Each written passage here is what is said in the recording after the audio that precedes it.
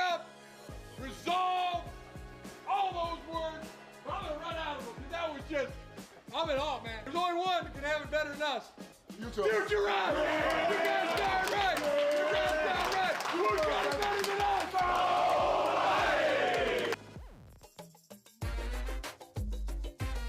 Fantasy Football Happy Hour with Matthew Berry. Happy Monday. Welcome to the Fantasy Football Happy Hour. That's right. We're back. And boy, are the Los Angeles Chargers. That was a fired up Jim Harbaugh in the locker room after another victory. Another division victory. Yeah. Undertaker gift for the ride or die. That's right. Yeah. That's right. Bolt up, baby. Bolt up. I'm representing my ride or die, Omarion Hampton. I said I would not die. I would continue to ride. People were questioning it in week 1. They were questioning it in week number 2. And yet in week 3, 25 touches. He had 26 total touches in the first 2 weeks, but 25 touches in week number 3, a 15% target share, Connor Rogers. Not bad. And 100% of the Chargers' goal-to-go rushes so far this season, including 71% of their red zone rushes as we get into the Rotoworld Player news. And that's the headline. Omarion Hampton, baby. Number 8 on the field, number 1 in your hearts. Fantasy ride or die. Suck it, haters. Wow. Yeah, you heard me. Well, you know what? Wow. No, in all seriousness, everyone was doubting it. Everyone was like, we did something last week on this show on Keep It Open or Close It Out. I said, I am keeping it open on him. I understand. And people are like, what about this guy? What about that guy? What about this guy? All the other people that people wanted me to suggest. And I said, no. I'm sticking with Omarion Hampton, who scores 24.9 fantasy points. You see it right there on your screen as we head into Monday Night Football, Jay Croucher. And I understand you're always concerned about Keaton Mitchell going off. But as we head into Monday Night Football. I wonder if he'll play. Yeah, exactly. Might be active. There's a chance he's active, Jay. But as we head into Monday Night Football, Omarion Hampton is the number 2 running back in fantasy for week number 3.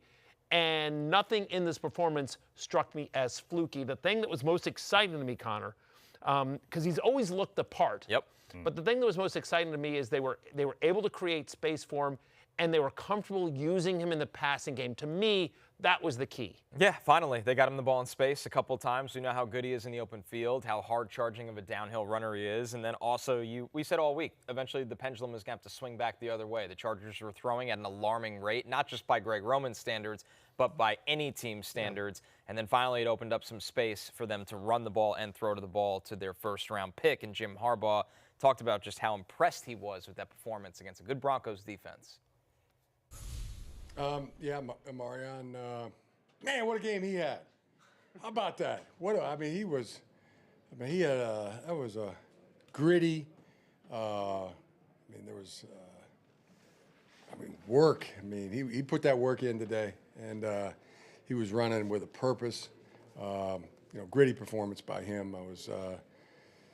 Just always lunging forward, surging forward. I think he caught the ball 5 or 6 times too out of the backfield, and added 70 yards in the run game. He had a heck of a game. Not really sure what that was. Jim Harbaugh is almost like, I almost feels like there was somebody in his ear saying, yeah, Hampton plays for us. Yeah, he's a running back. He's Omarion. Oh, yeah. It was like all processing. It reminded me of I took my younger Australian brother to the Yankees game a couple weeks ago. It was like him watching baseball for the first time. Geez, Aaron Judge hits the ball far, doesn't he? Yeah. Unbelievable. Yes. Omarion Hampton. Yep. Good running back. 7 targets, ultimately 6 for 59 in the passing game for Omarion Hampton. And look, yes, thank you. Ved, FF Happy Hour regular. Ved, he might make the list later this week. We are releasing the first set of Fantasy Football Happy Hour power The committee rankings. has to meet first. Yeah, of course, obviously. Yeah. The committee meets on Tuesday, and then we'll release the power rankings. Nice try, Ved. On Wednesday, but we like it. Yes. Yeah, and here, and Daniel Moultrie, the ankles will be sweating due to his multiple victory laps around Hampton. They won't be sweating. Oh, no, these ankles are ready to run. They're in good shape. There's been no victory laps. They're fresh. They are very fresh. Boy. There's been no victory laps the first 2 weeks. So, yeah, exactly. So Hampton borderline RB1 going forward, I think? Yes, obviously. Look, we'll take a moment here. Obviously, his workload is going to massively incredible performance, but one that was made possible by the unfortunate injury to Najee Harris. And again, we're not going to celebrate Najee Harris's injury. We've had some fun with Najee over the years, but you never want to see any player go down like that. It looked pretty serious, Connor. Yeah, it did. Obviously, we all know what that a potential Achilles looks like at this point. Unfortunately, we're very exposed to what it looks like non-contact wise. So that's a massive one, because this backfield right now, it was supposed to be Omarion Hampton, some Najee Harris. After that, it's Hassan Haskins. You look at their practice squad, Kamani Vidal. Yep. Like, there's not established guys. They wanted they brought in Najee as a veteran for behind Hampton in case anything happens, and now it's just clearly all Omarion Hampton. Yeah, they'll sign a free agent. Like they'll need to add depth to that running back room, but no one that's currently available. And even if they trade, Jay, I don't know who. You know what I mean? Like, I don't think it really matters that much. Right, it just I doesn't don't think matter so right either. now. Yeah. No. It is going to be all Omarion Hampton. And look at the Chargers' upcoming schedule. They're at the Giants next week, home to Washington, at Miami, home to Indianapolis. Now, the Giants have a good defensive line. My Commanders aren't terrible. Colts are solid, but like none of those defenses scare you the way some of the defenses they played in the first 2 weeks here. It should be smooth sailing, just massive workload. Yes, I think a clear-cut RB1, Omarion Hampton, my fantasy ride or die, will ride teams to the fantasy playoffs. Week 8, they play the Vikings on a short week. You don't love that matchup, but then at the Titans, home to the Steelers, you're not worried about that. At the Jaguars in Week 11.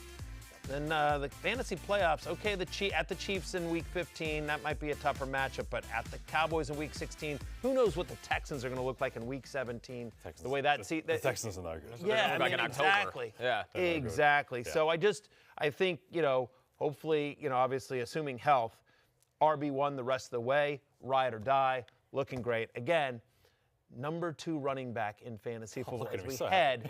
And on football, number 8 on the field, but number 1 in your hearts, Omarion Hampton. Yeah, I'm glad I have a lot of Chargers exposure this year, a lot of positive Chargers, but otherwise this would be insufferable. But I'm with you on the Chargers bandwagon. Bolt up. Yeah. Oh, I'm with you. Bolt up. Yeah. Bolt up, yes. Go, Chargers, go. Waiting for that. I think one reason you feel really good about Omarion Hampton, Matthew, is that his quarterback is just the boss. Yes. Justin Herbert's playing like a top 3 quarterback in the NFL through the first 3 weeks. But a little bit of uncertainty kind of around these pass catches where, Keenan Allen's the guy who catches the touchdown and Quentin Johnston continues to That's be the craziest part of all of He just this. looks the part as well, QJ. It looks suspiciously like a first-round draft pick. When they took Tre Harris on day 2 of the draft, you're like, oh, man, they want out of the QJ experience. Business, yeah. That's what it felt like. And by the way, if you'd watched football each of the last 2 years, you're sort of like, I get it. Yeah, I'm totally in. And then Tre Harris had a roller coaster summer, didn't do enough to really establish himself, and QJ's been better. There's no way denying it. Now, the ripple effect here, Matthew, is Keenan Allen having a really nice floor each week, QJ getting a good target share. Ladd McConkey's been underwhelming by his standards in fantasy. Back-to-back games with under 50 receiving yards, just a 15% target share on Sunday, Connor. His target share has actually decreased every single week. It's heading in the wrong direction. Every single game, it's only been 3, but every single game he's been outscored by both Keenan Allen and Quentin Johnston, and he has 0 end zone targets. So he's not getting the volume that we saw last year. They're not looking for him when he get close. And here's the weird part for me, because I don't think he's a bad wide receiver. Connor, we talked about this. Like last year, we're like, well, why is he getting all this work? Is it just he's the only guy in town? He's always open. And he's always open. We're like, no, we think this is a talented kid. This is somebody that showed this potential at Georgia. He was somewhat of a part-time player for the Bulldogs, but still, he was somebody that, he was a second-round pick, right? Could play inside, outside. I mean, there wasn't really a lot of questions besides his size, but he was athletic enough that it didn't matter. So I think a little Omarion Hampton combo here, though, where I keep saying the pendulum swing.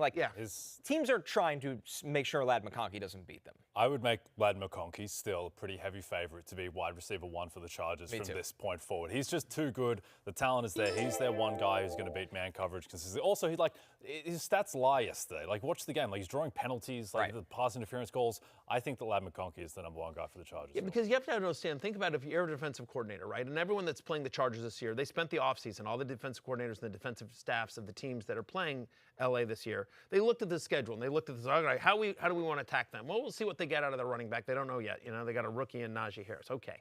And they're like, well, they just signed Keenan Allen. Does Keenan Allen have anything left? Like he wasn't, he was unsigned for a long time. He was out there for a while.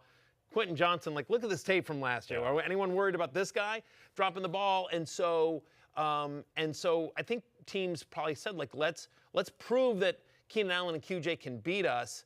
And they're also expecting a run-first team. Teams will now have to adjust, by the way. Johnny Dangerly says, I'm worried about my lad. He's a 4-beer play now. If you know, you know. I don't think he's a 4-beer play. I appreciate that, Johnny Dangerly, a reference to one of the segments we have on Fantasy Football pregame every Sunday morning at 11 a.m. You on missed Company the tough Man. show yesterday. Really? You missed the tough show, yeah. There's a lot of weird. What were some of the lowlights? How long do you have? There's a new nickname for Matthew, #BabyOilBerry. I want nothing to do with Sunday. A lot of talk about I'll still choose the Jets. Biceps. Yeah, no matter how many times the they baby lose. oil stuff was tough. It was a tough scene with the Flip Club, too. I'm not Again? Matthew disgraced himself on national television / streaming services. Again. Very tough scene. Again. Yeah. Handcuff, flip a cup. Yeah. But all I just want to say is like the Keenan Allen thing was, yeah, I'm with you. I'm actually not panicking on Ladd. I actually still think he might be a little bit of a buy low. Although weirdly, I don't think Allen or QJ are sell highs. I think this is somewhat legitimate. I mean, Keenan Allen didn't do much in the first half of this game, and then as they were starting to come back, he opened up, and then the touchdown. It seemed like that was kind of a broken play. It did not seem like that was That's kind of what he does, though. I know. Right, But yeah. they have such a connection. I think QJ is a bit of a sell high. I don't think this is going to sustain. Like, if Ladd has to go up, one of these guys has to go down, and I feel like Quentin Johnston's going to go down. I feel like Keenan Allen just kind of is what he is. Like, they have the rapport. I feel like it's more likely, like, who's it more likely has like a 2 for 29 week? QJ or Keenan Allen? I think it's QJ. Of course, 100%.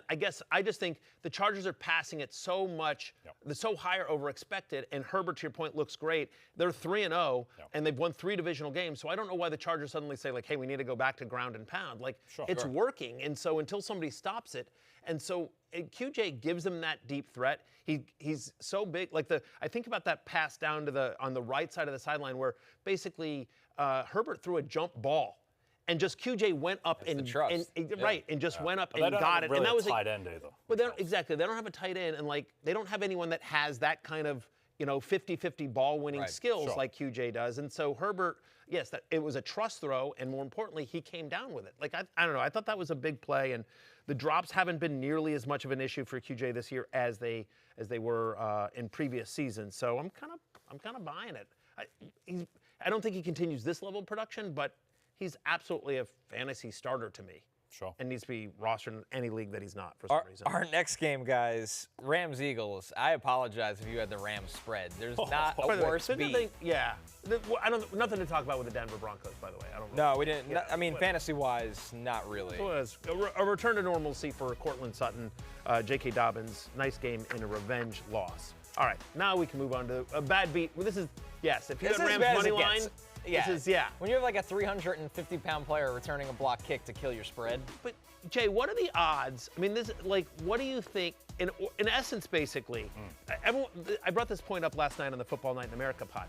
The play that everyone talks about, rightfully so, is the block punt, Jordan Davis, 300 pounds, scoop and score. Yeah, the block and the field goal attempt, sorry. Blocks the field goal attempt, scoop and score by a 300-pound defensive lineman. Crazy play.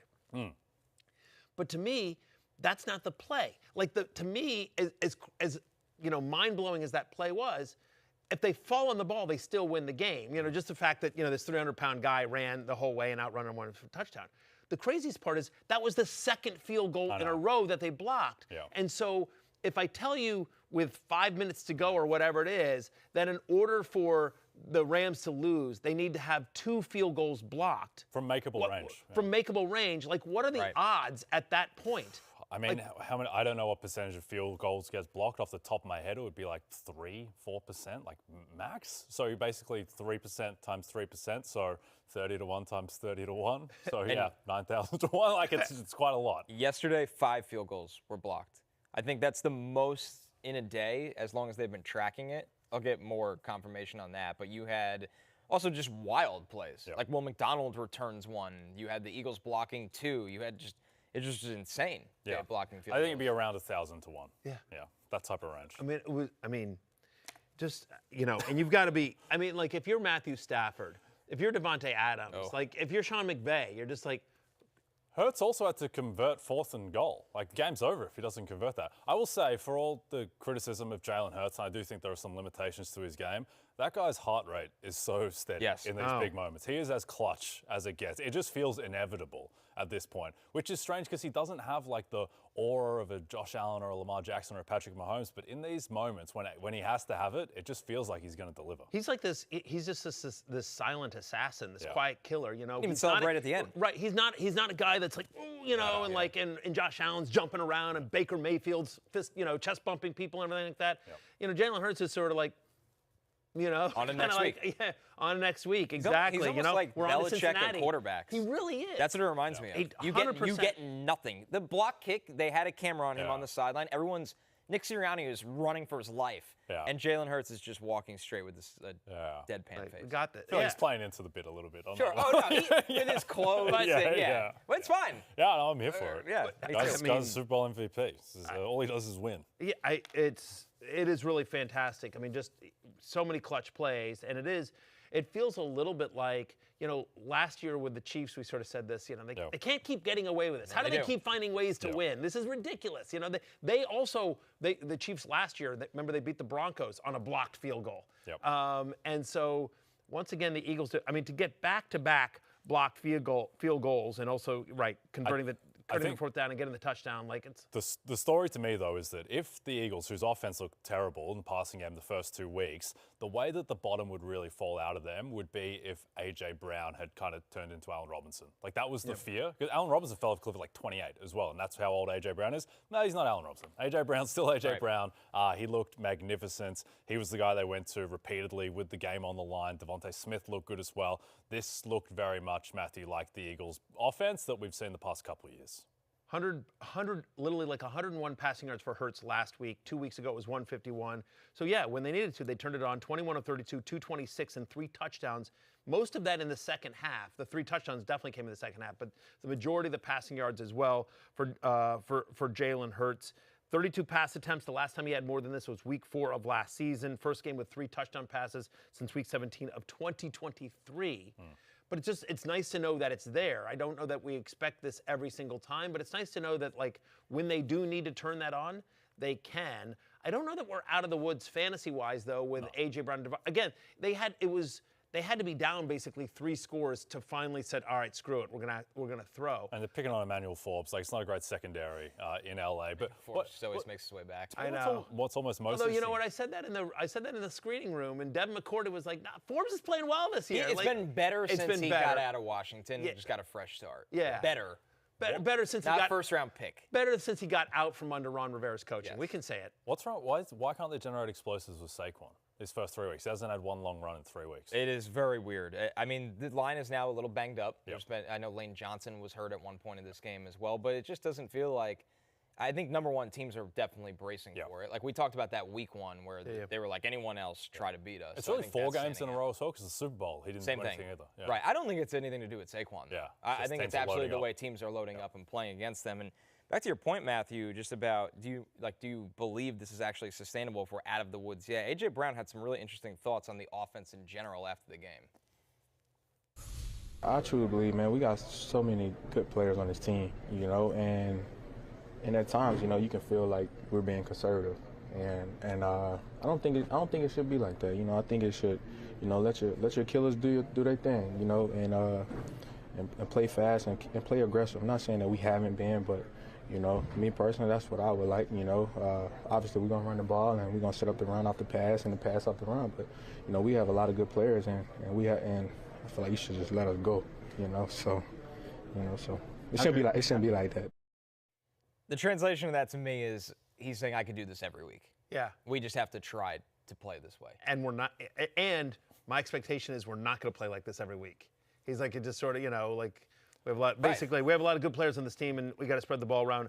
I actually think that if I had A.J. Brown or Devontae Smith, I would look to try to sell high or sell close to market value. That like, hey, they're back, everything like that. Because I think this is, like I said, it had to be perfect game script for them to actually start throwing it. And like the first 2 weeks, they didn't throw it at all, and they win. You know what I mean? So it's just like, and then you look at their upcoming schedule. They're at Tampa Bay, home to Denver. You're going to be able to run on Denver. At the Giants, can be able to run on the Giants, and they're at Minnesota. Like, I don't know. I don't know that A.J. Brown is going to return consistent top 10 fantasy wide receiver production week in, week out, given the run-heavy nature of this team. And that's where you drafted him as. Right. I would, if I could get more or less close to full market value for either Brown or Smith, I would take it. Would you trade him for Ladd McConkey? I don't think that's full market value because McConkey was a wide receiver too. Right. But and you're now, and I think at their value right now, McConkey is. So here's so that's a good question though, because it's a value question versus a negotiation question. So the question is, who would I rather have rest of the season, Brown or McConkey? I think I'd rather have McConkey. But would I trade Brown for McConkey? No, I think I could get more than McConkey. Does that make any sense? It does. Like, Makes a ton of sense. I don't think. Yeah. So that's what I would say there. This one from HTTC. What RB1 would you target with A.J. Brown? Omarion Hampton. That's the one that comes to mind right away. I'd rather have Omarion Hampton than A.J. Brown. But I think that most people would now, and the cat might be out of the bag. Kyren Williams? Kyren Williams. I would trade for Kyren Williams.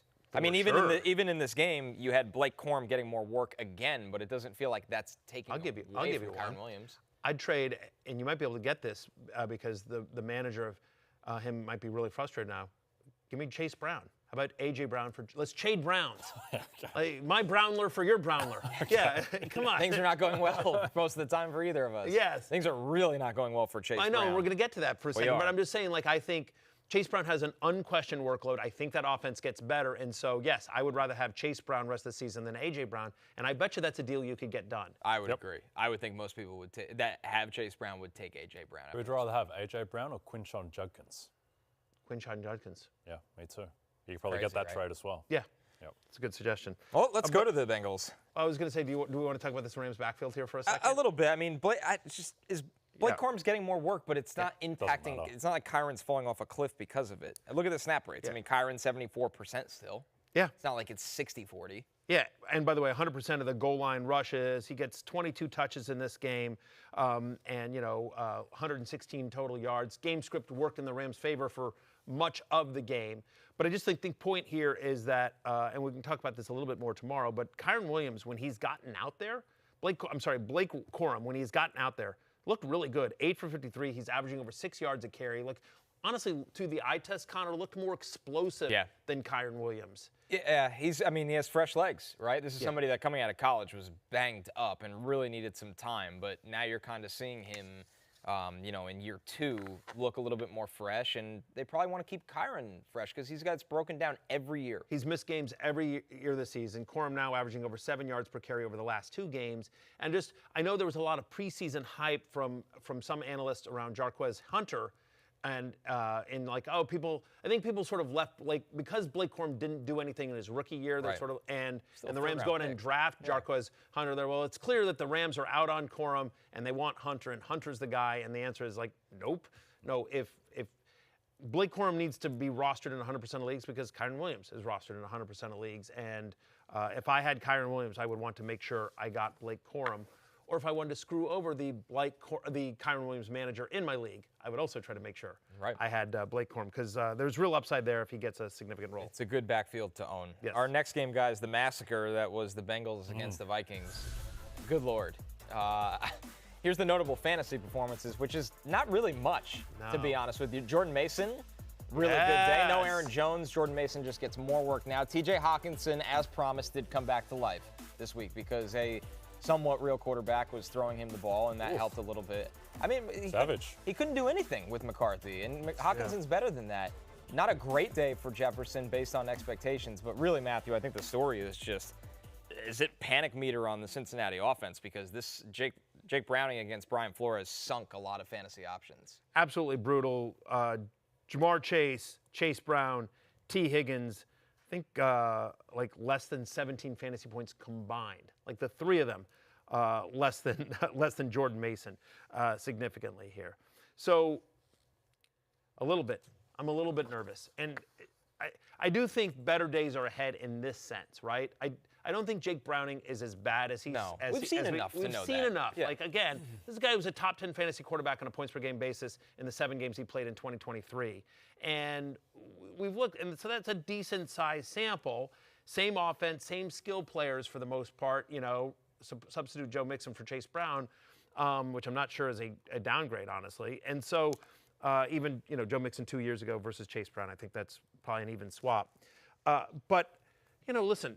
Both T. Higgins and Jamar Chase averaged under 14 fantasy points per game with Browning. Like, their target share was a little bit lower. And the offensive line is so brutal. Credit to Brian Flores, the Vikings defense coordinator, who called a perfect game. Yep. Isaiah Rodgers had, I saw this today, shout out to Thor Nystrom from Fantasy Life who points this out, but Thor points out that PFF graded Isaiah Rodgers 99.9, like a perfect game score. Oh, like for the is first time. so hard to do. Which is, I don't think I've ever seen that before. I've never seen that. Yeah. Yeah. Yeah. I think so. And by the way, I don't disagree. Yeah. I can't say that I watched every single snap of Isaiah Rodgers the way that I'm sure PFF did, but every time I looked up, that guy was doing something. So here's the thing I think with Browning. So in 2023, he struggled when he played really good defenses. From memory, there were games against the Steelers defense that was really good where he struggled. I think just with the infrastructure there, with how shaky the offensive line is, I think that he's going to struggle when he plays really good defenses. And then when he has more time against the weaker defenses, it's going to look a lot better. And that's the same for a lot of quarterbacks. But, the great quarterbacks, they're able to overcome that. Jake Browning probably not. Here's the problem. At Denver, home Detroit, at Green Bay are the next 3 weeks. So, he's starting T. Higgins against those And then, teams? by the way, home to Pittsburgh, whose defense isn't what it is before, but still, you've got a sieve of an offensive line trying to, block T.J. Watt and company. Right, you're hoping for a layup right now, and it's just hard to find one. And it's never like you. The Jets. The Jets and Bears. Is bad. Jets and Bears. Jets and Bears, the secondaries are absolutely the fix, but you can't be waiting for that if you're starting the Brownler for the next couple weeks. Right. And all of these guys. Browning was pressured on 58% of those dropbacks, by the way. Vikings had a 40% blitz rate. I don't know that if you're the Broncos and watching that, you're like, we'll also send the house. Now, I have to believe Zach Taylor is going to sit here and watch this tape and be like, and he's just going to be like, all right, we got to do mass protect. We're going to have to do some 2 tight end sets. We're going to have to chip a lot more. We're going to have to try to do short stuff to get the ball out quickly. Try to figure out ways to just dump offs to Chase Brown as well. They will adjust, right? But still, I think you're lowering expectations across the board for the entire Bengals offense. I still maintain what I said. Bad day at the office. Bad day at the office. I get it. But I still think Jamar Chase is a low-end wide receiver 1. I still think T. Higgins is a low-end wide receiver 2. I still think Chase Brown is kind of a borderline running back 1-2. I get it. Look, I got nothing I think T. Higgins might have to be lower than that. If we're saying coming into this week that Devontae Smith is a wide receiver 3, I don't really see much of a difference between those guys. That's fair. In 6 career games with Browning as a starter, he's averaging 11.4 fantasy points per game. He's had only 2 games with double-digit fantasy points, so probably more of a mid-tier wide receiver 3. Yeah. Devontae Smith is probably a good. Yeah, about the same. Is probably a good comp. The only argument I would say is that I feel better about the offense. I know that sounds insane, given that Hurts versus Browning, but I know the Bengals are always going to pass. Yes, right. They're going to have to, and it is literally just those 2 guys. Yep. All due respect to Drew Sample, who had himself a nice game. Noah Fant had 5 targets in this one as well. But I just have to believe that it's ultimately going to be Higgins and Chase, and that their talent and the offense. This is one of the higher teams in terms of pass rate over expectations that'll throw. There's games where Devontae Smith gets taken out of the game just by game plan. It has nothing to do with defense or a bad offensive line. Anyway, so I think slightly higher than Devontae Smith, but I understand the concern. Either way, last question here is, if you have these guys, are you trading them? Or because right now it would be rock bottom, you are selling low. I wouldn't trade Chase. Yeah. Number one, this is as bad as it's going to look. Yep. For as much as it's Browning. It's like Flores, right? Flores is great. There's no denying it. And credit to Minnesota for taking advantage of everything they could in this one. I just don't think you're going to get the value back on Jamar Chase, who we've seen him before be fine in these instances. So, no. But T. Higgins, I don't know what you're going to get. Like, it's looking grim for T. Higgins right now. Who'd rather have rest of the season, Jamar Chase or JSN? I'd rather have JSN. I'd still rather have Chase because I'm holding on hope. If Browning has another week like this, I think Cincinnati makes a move. Yeah, that's true. Like, can you go get Jameis? Do the Giants bench Russ and then you get Russ? Yeah. I know this seems a little crazy, but you have Cincinnati has too much invested into this year. You can't just go, this is what it is. Cincinnati's 2-1 as well. Right, that further answers the point. Yeah, exactly. They've got to, I would personally trade Chase for like JSN, Amon-Ra St. Brown. I like the floor of those guys more, but I think they're in the same. It's a real conversation for sure. But those are all wide receiver ones. Yeah. I mean, those, that's the thing. And so it's just whether you what you say, like how you sort of feel. I mean, I will say, by the way, if you're out there and you're thinking of trading for Jamar Chase, if you're like, I want to kind of vulture somebody that's struggling right now, next week they play Denver, and you have to assume Pat Surtain is going to be on Jamar Chase. So it might be another bad week. Like, if, after week 4, if you're trying to acquire Jamar Chase at the lowest point, at the lowest point, feels like after next week would be the time to do it.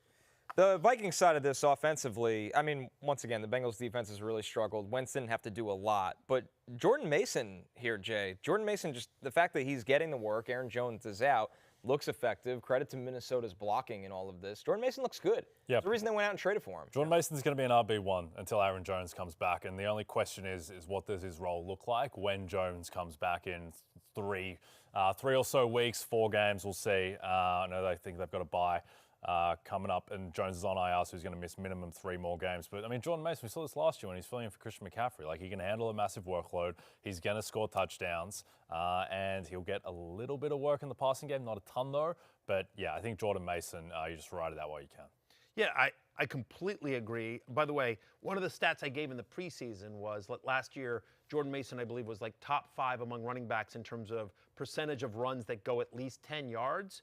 25% of his runs in this game went 10 or more yards. So there's a big playability to Jordan Mason that I don't think people appreciate. And given the struggles of McCarthy or the Carson Wentzness of Carson Wentz, I think Kevin O'Connell is going to want to lean on the run game even more moving forward. Vikings play at Pittsburgh, at Cleveland, then have a bye before they're home to Philadelphia. So a bunch of, I mean, again, Pittsburgh is, but that's going to be a tough road game, right? Playing on the road at Pittsburgh and then Cleveland, by Philadelphia. So it does not get easier for the Vikings, especially in the run game moving forward. Just quickly before we move off the Vikings, so J.J. McCarthy is supposedly going to come back week 7 after that bye against Philadelphia.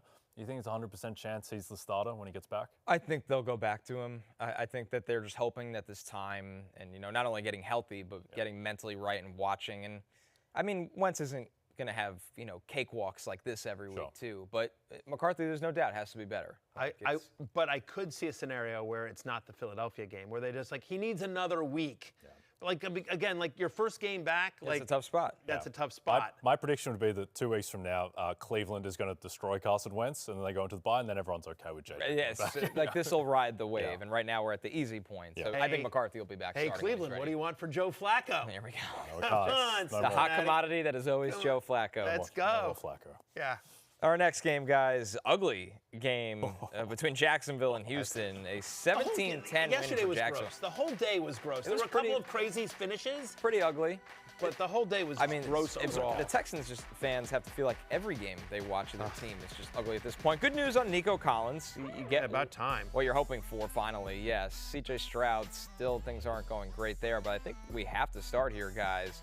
And before we do, I want to hear from Liam Cohen and Travis Hunter, but just on what's going on with this Jags passing game that can't get Brian Thomas Jr. consistently going, can't get Travis Hunter going, and a lot of guys from this team, notably the head coach, spoke on exactly that.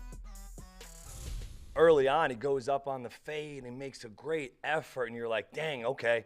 He didn't come down with it, but man, like it looks like it's obviously trending. It was like every time you had an opportunity to almost get things rolling, something negative occurred. So, just talk to him in the locker room and just, really proud of the way that he finished. That was a huge play and a big-time moment. We see him as a leader. He's a 1,000-yard receiver. We expected him to be on top of his game every game, and just to see him bounce back and block out all the noise and just go do his job and do what he's supposed to do, it means a lot to the younger guys in the room. Well, you didn't really get that. That was Liam Cohen and then Travis Hunter. Yeah, but Travis Hunter was kind of, I felt like he was speaking glowingly of BTJ. Wasn't a great game. Travis Hunter seems like a nice kid. Very nice. Yes.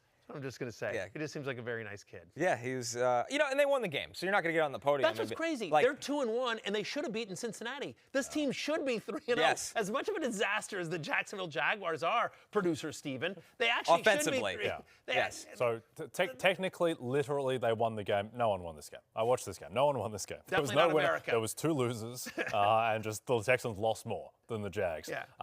At what point do we sound the alarm on Trevor Lawrence, Connor? Because right now, because this isn't, you're not looking at it like J.J. McCarthy, who I admittedly have Played been 2 games. really rough on. Yeah. I think over his career he should be fine, but right now he can sink in offense. Trevor Lawrence, this is years, different coaches, different environments, superstar wide receiver. Travis Hunter, this is not me just like going back to draft evaluation. He's better than everything we're seeing right now. Brian Thomas Jr., we have all last year, especially when he played with Mac Jones, is really good. Trevor Lawrence, it's just not there right now. What's the issue? Because I watched the Bucs offense last year, and it was one of the most creative offenses in the NFL. They generated touches for their guy. They had the best most creative screen game in the NFL. And Liam Cohen, who's now the coach of the Jags, I think none of this. Like, it just seems broken. Although in fairness, though, Liam Cohen took over for Dave Canales. That was Dave Canales' offense in Tampa Bay that I'm sure Liam Cohen tweaked and everything like that. But the first Bakersance was of many. There's been multiple iterations. The renaissance of Baker Mayfield started with Dave Canales in that first year in Tampa Bay. And then Canales goes to Carolina. Liam Cohen is elevated from that staff to be the offense coordinator. And so, Baker has an even better year. But partially you can say, like, well, that was just, second year in the system and everything, and second leg like that. Whereas prior to that, Baker came from, bounce around. He's Carolina. He's with the Rams for a cup of coffee. He's the Sean McVay internship. Yeah, I mean exactly. So again, I don't know that it's a fair question to be like, why isn't Jacksonville as good as Tampa Bay's offense? It's more just a reflection on Trevor Lawrence is the thing. Trevor's been bad. Signals that because it's not just like the scheme things. He just doesn't look right. He's just. I think he just plays slow. Yeah. I think there is you watch some of the top end quarterbacks of the league when everything's humming. There's so much rhythm. Yeah. I never watched Jacksonville's offense for all the talent they have, and I picked this team to win the division. Full transparency here. I never see the rhythm of the offense in him playing fast. Only Cam Ward has a lower completion rate this season than Trevor Lawrence. Through 3 weeks, he's quarterback 27 on a points per game basis. He's not running. That was one of the other things that that was one of the and I was pro Trevor Lawrence as a sleeper this year. So not looking good so far for me on that. But one of the arguments I made was Liam Cohen got Baker Mayfield in the move. Baker Mayfield had a career high in rushing yards last year. And so Trevor Lawrence, who does have Justin Herbert-esque mobility, he's not Lamar Jackson or Josh Allen, but he is somebody that similar to Herbert or Mahomes can get you 20, 30 yards a game that is somewhat mobile, and we're just not seeing it at all with Trevor Lawrence. He's averaging 5.9 yards per pass attempt. He's dinking and dunking. You've got Brian Thomas Jr. Yep. You've got Brian Thomas Jr., and then you sit here and you look at it like, oh, Brenton Strange got 7 targets. Now, everyone knows I love me some Strange, but just at the end of the day, when you've got Brian Thomas Jr. and Travis Hunter, what are we doing? So here's what I think we're doing. So the next 4 games, there's a reckoning coming. At San Francisco, Purdy's probably back for that one. Kansas City, Seattle, and the Rams are the next 4. So that's a very tough schedule. I think what you're doing is, I think you're still starting Brian Thomas Jr., but he's like a low-end wide receiver 2 flex guy. I think you're benching Travis Hunter, and in Superflex leagues, if you can afford to bench Trevor Lawrence, which you probably can't, but if you can, then you're probably benching him until you see something. I would agree. Yep. Think of all of the waiver wire quarterbacks this week that were better than him. Yeah. Tyrod Taylor, Marcus Mariota, Carson Wentz. That's scary. The fact that I'm listing those 3, that is very scary. It is. And eventually you'll be Jackson Dart. You still got to still throw out Brian Thomas Jr., but I agree with you. I'm not, and I do think actually Brenton Strange has some, all jokes aside. And Etienne, you start Etienne. Etienne, Bashal Tootin. Bashal Tootin, 6 for 21. He scores. He scores the touchdown. Given how much this offense is struggling, I have to believe they find more ways to get Tootin the ball, just because they need some offense. They need some offense. The chat is just having a lot of fun right now. I'm not going to derail this segment.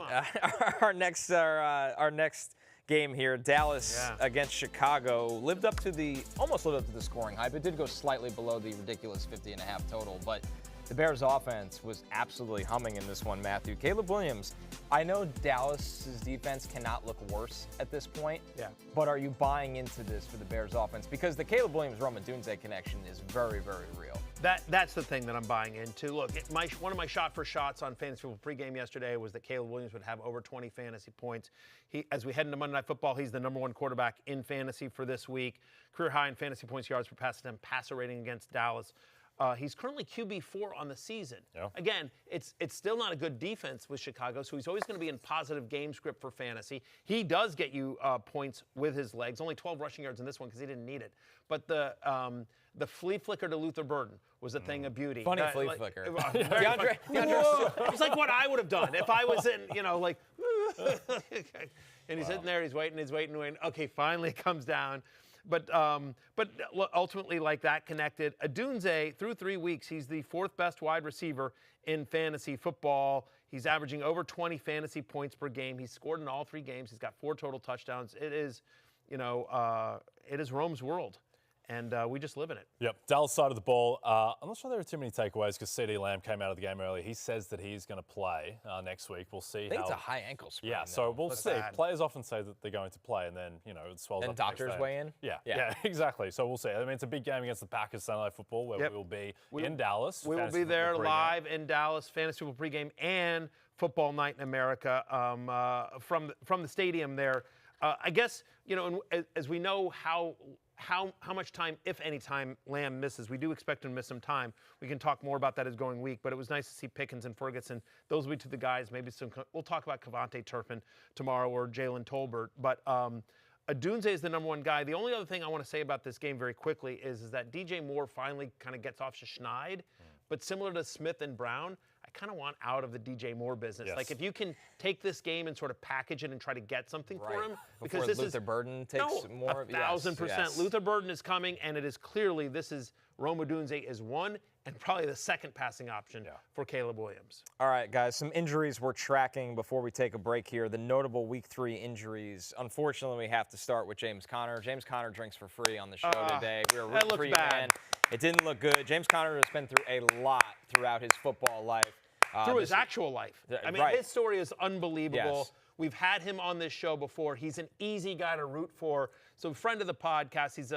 He's been a stalwart in the world of fantasy football. It did not look good yesterday.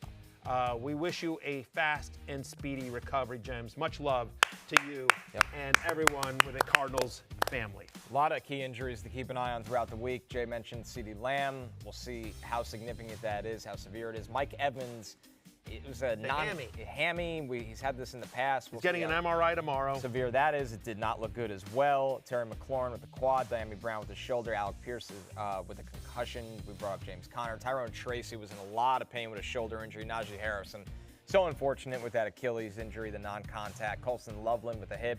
Michael Meyer with a concussion as well. So a lot of key fantasy injuries. We'll have updates all throughout the week. Stick with us. Yeah. We are going to take one more break here before we get to Weekend Warriors and Sunday Scaries. Yes, man. Real quickly, Breonna Dix reporting that Todd Bowles confirms Mike Evans will have an MRI on his hamstring tomorrow, but as of now, Bowles says it seems low grade.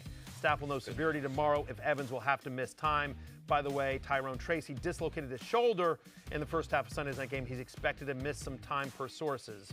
So Cam Skattebo time in the Big Apple.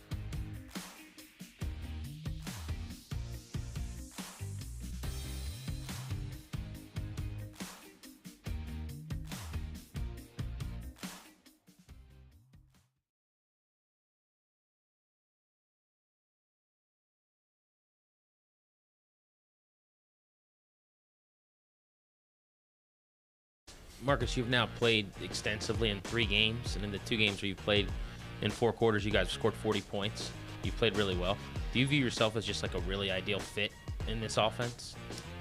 I love this system, and I really feel like I have a great connection with Cliff and Tavita and the rest of the offensive staff. We understand that there's going to be moments where it's not going to work out the way that we anticipate, but we never blink, and it's such a great, healthy environment for all parties involved, and I've just really enjoyed my time here, and every opportunity I get, I just try to make the most of it. Warriors, headlined by Marcus Mariota. Yes. Yeah, give it a clap. Nice start. Let me tell you something, Connor. You know what happened yesterday on Fansful pregame? I've heard rumors. Yeah.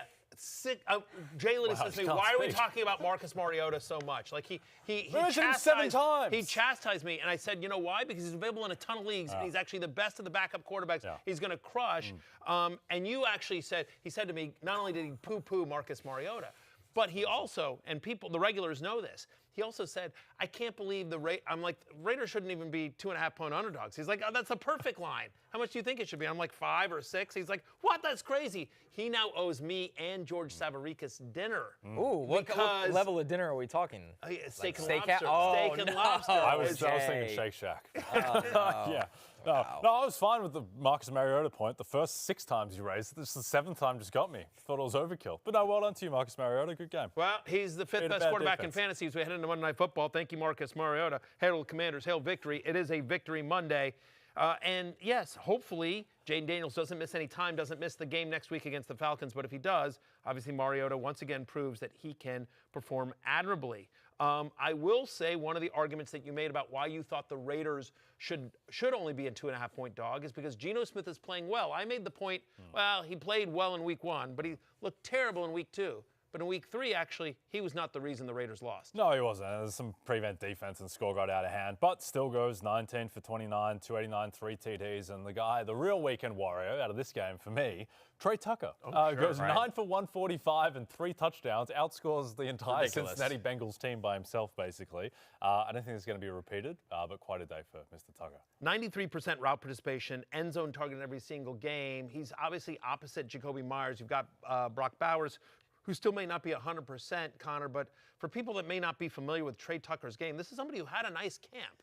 Like, again, we're not expecting 40 points every week, but is this legitimate at all? He's got speed, and we've seen that already in this offense, and they have a lot of young receivers. They're trying to get involved between Thornton and ultimately down the road Besh, but Tucker's already been there, and Geno likes to throw the ball down the field, especially if their secondary is as bad as this. They will have to throw down the field a lot. By the way, Spliff McGriff in the comments said Jay's going to take them out for Vegemite. Yeah, that's right. Very nice. Vegemite at Shake Shack. Yes, very nice. How about Cam Skattebo here, Matthew? 10 carries, 60 yards, and a touchdown. 6 receptions and 61 yards through the air, especially after Tyrone Tracy's injury. Yeah, played 70% of the snaps after Tyrone Tracy unfortunately left. 75% of the running back touches. Jordan Renan, who covers the Giants for ESPN, reporting that it's a sprain that's he's going to miss some time. So Cam Skattebo will be the starter for the New York Giants moving forward. They play the Chargers next week. But the nice thing about Skattebo is that he actually, 50% avoided tackle rate. Like, he looked like the guy we saw in college. And they're also, especially as long as they're with check down Charlie Russell Wilson, who did not get into the moon balls yesterday. He actually led the. They kept getting picked. They were moon punts. Yeah, exactly, moon punts. Yeah, but anyway, at the end of the day, Skattebo actually led the team in receptions and receiving yards, which is sort of crazy to think about. But just the Wan'Dale Robinson week was fun. Believe me, I did a parlay last night, and one of my legs was Malik Neighbors, because I always have to take a touchdown, and the parlay is part of it. And so I'm like, okay, Neighbors touchdown. Couldn't get him the ball. Chiefs to win, money line. But like my quote easy leg was Wan'Dale Robinson 3 receptions. I was just like, alt-lighting the crap out of that one. Yep. Wan'Dale giveth and taketh away. Anyway. Two wide receivers you can Jackson count Dart on. can't get here soon enough. No, indeed. Ricky Pearsall is an absolute monster. He's a locked-in wide receiver 2, I think, at worst, until the Niners get some of their reinforcements back. He goes 8 receptions on 11 targets for 117 yards. Epic 4th down reception as well to help win the game. And then Michael Pittman. It was a bit of a slow start, but by the way, Mac Jones did not look good, but he gutted it out. No Jawan Jennings. And they play Jacksonville at home next week. So Ricky Pearsall, not a fluke. Daniel Jones also seems to have a rapport with Michael Pittman, who goes 6 for 73 and a touchdown. Looks like Michael Pittman of a couple years ago. Also quite sneaky one. Alec Pierce got hurt in this game. I think he'll be okay. But Alec Pierce looks like a new player, by the way. Alec Pierce looks really, really good. The Colts are one of the surprises of the season. They've been absolutely great, but Pittman with at least a 24% target share in 2 of 3 games, at least 19 fantasy points in both of those games. It is. We think this passing attack is pretty good under Daniel Jones and Shane Steichen, and it's going to be Michael Pittman and Tyler Warren. Tyler Warren and Michael Pittman, obviously with a great run game from Jonathan Taylor, who also had another massive game. Just, friend of the podcast, superstar. Shout out to Hunter Henry. You have graduated from waiver wires. You're not eligible anymore because everybody has you after a monster 90-yard 2-touchdown game. Sunday Scaries, on the other hand, not good in Raiderland right now for Ashton Jeanty. A lot of work, not a lot of production, Matthew. It's been bad. And I have to wonder if there's some pass protection issues here. We saw way too much Zamir White as well, but he's running back 34 on the season. He's got only 3 total receptions. They're not using it in the passing game, which is something we thought would happen coming out of Boise State. Home to Chicago, I think you have to keep starting him, but he is not the RB1 you drafted it. He is now a shaky RB2 until further notice. Alvin Kamara has a tough game outside the top 35 at running back. Just not getting a lot of the dump-offs that we expected. A career-low 8.6 target share so far this season.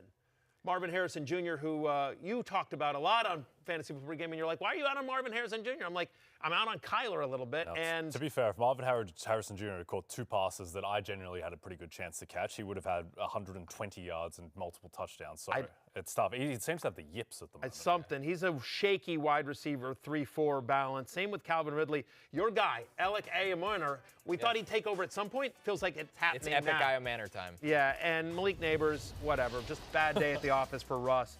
Get here, Jackson Dart. We need you. Best bets coming up.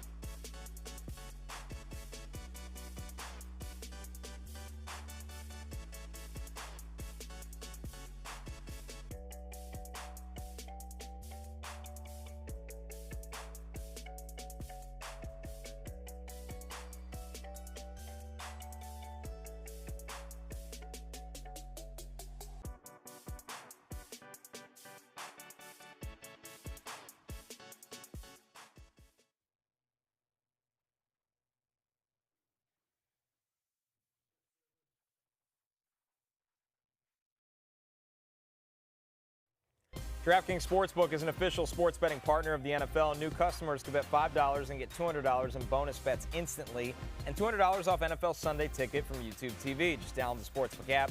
Use promo code FFHH when you sign up. DraftKings Sportsbook. The crown is yours.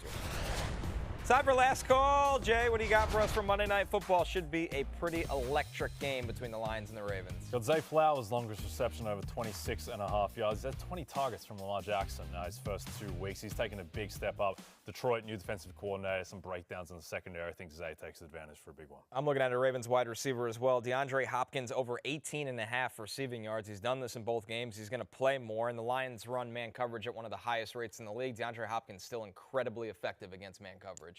Like both those calls as well. I'm going to the other side of the ball in Detroit. Give me Jahmyr Gibbs over 27.5 receiving yards. Look, he's got a 20% target share on the season, and the Ravens give up the 5th most receiving yards to opposing running backs. He beat this number in week number 1. We expect a track meet tonight. It's the highest over under the slate. So, yes, we like overs tonight on Monday Night Football. Listen, it's closing time. You do not have to go home. But unfortunately, you cannot stay here. For Jay and Connor, I'm Matthew. May your Monday Night Miracle come through. We'll see you back tomorrow. Peace out.